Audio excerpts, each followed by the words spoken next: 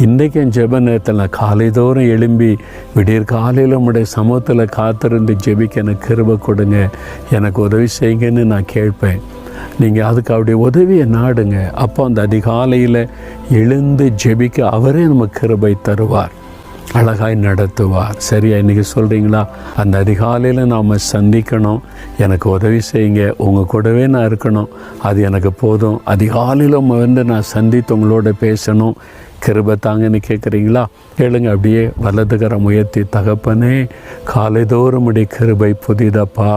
மோசே அதிகாலையில் இருட்டோടെ மலையிலே வந்து காத்திருந்து உம்மை தரிசித்ததை போல நானும் அதிகாலை எழுப்பி உம்மை தேடணும், உம்முடைய குரலை கேட்கணும். எனக்கு கிருபை தாங்க, கிருபை தாங்க, கிருபை தாங்க.